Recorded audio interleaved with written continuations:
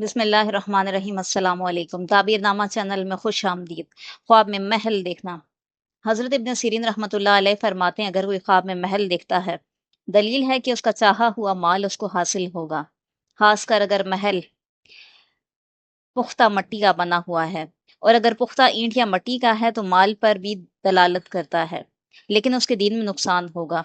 और अगर देखे बादशाह ने उसको महल दिया है, दलील है वो बादशाह से माल हासिल करेगा।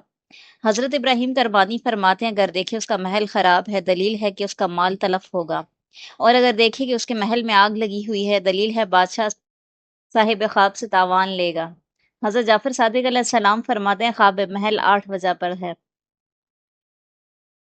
पहला नेमत, दूसरा विलायत, तीसरा मर्तबा, चौथा उसको रियासत हासिल होगी, पंजम उसको बुजुर्गवारी हासिल होगी,